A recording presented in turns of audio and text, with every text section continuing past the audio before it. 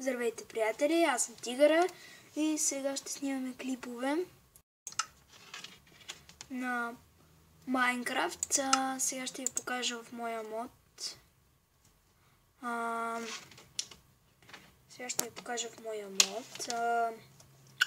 Какви уроди имам? Само да заради малко. Както първи клип няма да бъде много дълъг, защото все пак съм на телефона ми. И надявам се да не е повече от 20-30 минути. Опа. Чайте, че малко ми лаги. Така. И беше... ето. Така, сега ще ви покажа най-развития ми свят. Принципно ще играем и Майнкрафт, няма да съм модове само. Винаги малко забива сега.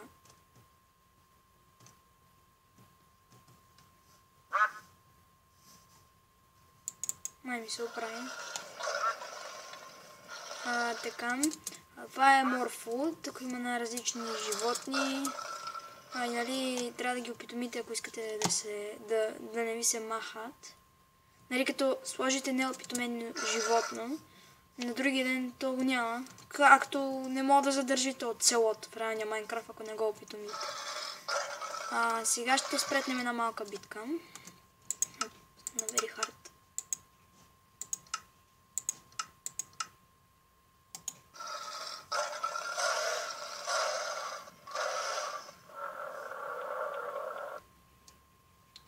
Добре, нашия тигър победи.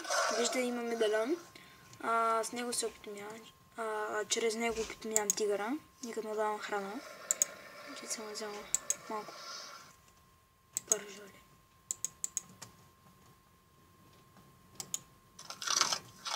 Вием. Сега... срещу тигър. Залагам на нашия тигър. Те се...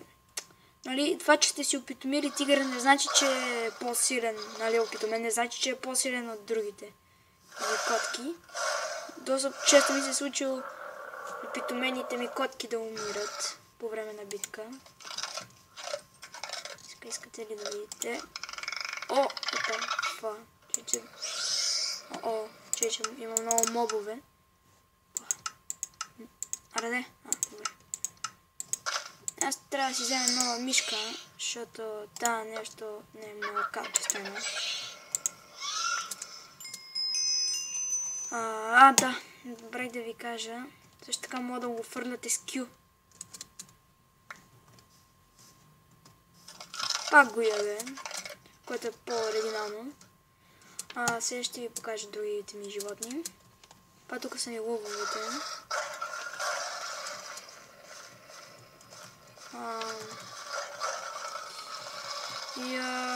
Със сигурност са убили нещо. Това са ми тигрите. Това са слоновете. Това е кибо. Той е африкански слон, докато това е тантур. Тя е слоница индийска. Тук са козите. Те непрестанно се бият, но не си взимат дели. Това е слонът, който яздя доста често. Да, искам да ви покажа нещо. Легни бе. Добре. Така. Щом има такива бивни отпреде, нали, железни или диамантени, може да чупи. Това тук разрушените къщи съм ги направил аз. Като удряте със слона. То просто трябва да цъкнете спейс, той скача и удря сам. И чупи къщи. Сега бих искал да ви демонстрирам. Ето пример от тази ограда. Щупих. Ето, може да щупите. Може примерно да щупим и тая нива. И то без проблем. Или примерно може да скочите и да чупите ето така. Хубавото е, че ако сте в сървърите на More Food, нали, ако сте играли в сървъри на реалния Майнкрафт. Там има резиденция, нали, на къщите. И ако сте в Morphwood с резиденция, слона, това не пречи. Ако имате слон, може да чупите къщи с резиденция. Хубавото е, че в оригиналния Майнкрафт няма много такива неща, като, нали, слонове, които да чупят резот. Той откъде изляза, бе? Таким. Аз не си го спомням. Да, то някой път. Да, между другото, някой път се спамват и такива слонове, дето са опитомени. И принципно не ви трябва. Да. Това са птичета, които някой път си повтарят името. Аз съм кръстил едно Тимо. Той си повтаря името и вика Тимо. И са доста смешни. Да, това е, забравя да ви покажа другият ми тигър. Има най-различни животни.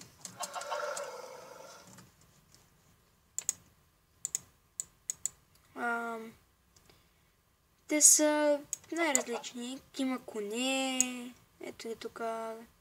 Най-различни са. Но аз не знам, нали, как се опитомяват точно всичките. Ще показвам как се опитомяват, ако хората не знаят. Да. Сега мога да ви покажа как се опитомява щраус. Добре. Торч.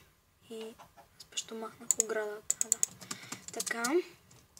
Сега правите, примерно, нали, където ще държите щрауса, може да направите нещо огромно. В случая аз правя такова.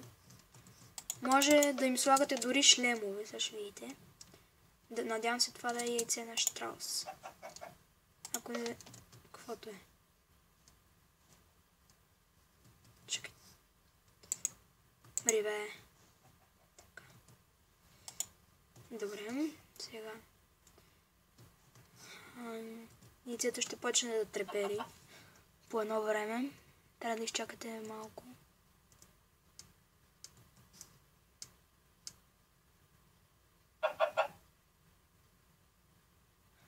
Това е яйцето, така тракам. Чете да сложим едно. Бутаме малко.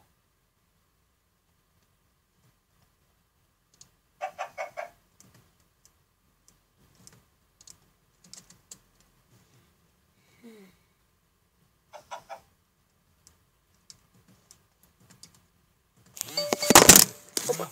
Майко мила! Щастния ми телефон.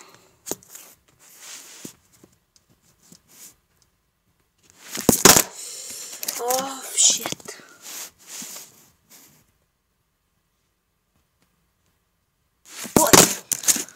Мага. Нещастна книга. За нищо не стават тия книги. Я направим стая, нали ще стане нещо.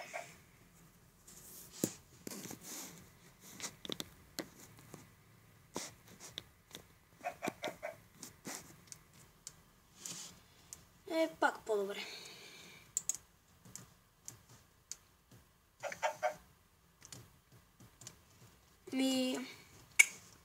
Явно съм сложил грешните, нали, яйца, но принципно така се опитомяват. Чакайте да потретнат.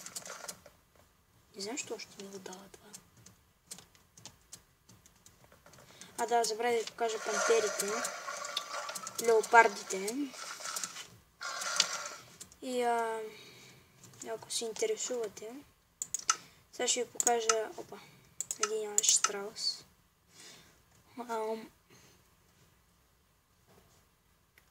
Тук май беше. Май да. Да. Май беше тук.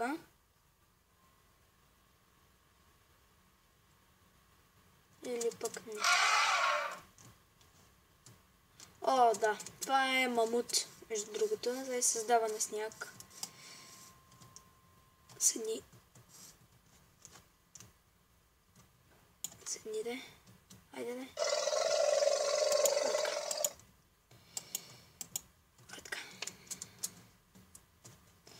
Както и да е, сега ще ви покажа щрауса, като му дадете една отвора той става нещо като дракон. Мисля, че беше тук. Аз вече не съм играл доста време, нали, в модовете. Наскоро се научих как се снимат клипове. Тук съм си правил бая слънчета. Аха, ето го. Така изглежда Штрауса. А така е като дракон. Тук съм... Да, сега ще ви покажа. Аре, да, така. Ще е доста полезно в Майнкрафт, ако имаше такива.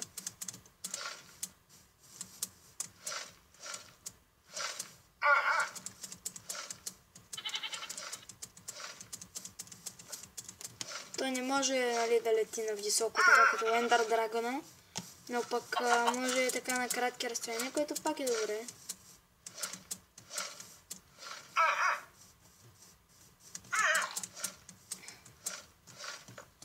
Опа. Така. Сега принципно, ако искате, може да му сложите някакъв като диамантен, например. Опа. Та-да. Или пък мога да му го енчантнете.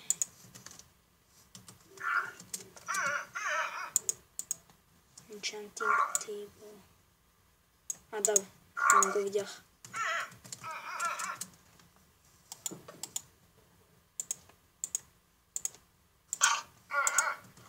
Сега може да му го сложим. Да пошик-шок.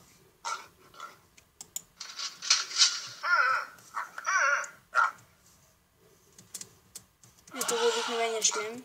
Изфърлихме го. Ето сега е с енчантнат. И сме го екипирали. Всички тези слонове... Опа! Сега ще ви покажа как се опитомява слон. Това пък е бикет.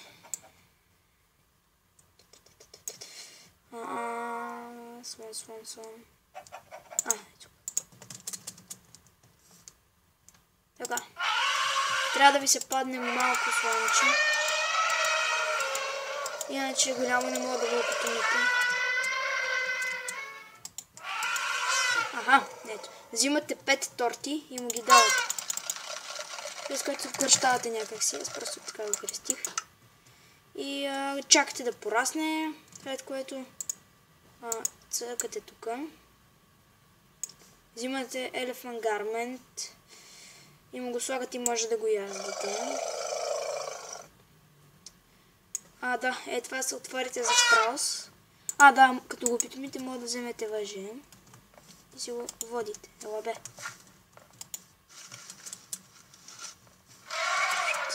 Айде. Как гадно бъгна. И така. Сега може малко да ви покажа Far Cry. Как си играе. Не, чайте, в другия клип ще ви го покажа. Това беше от мен за Майнкрафт за сега. Коментирайте, оценяйте, да ви е харесал и до скоро виждане.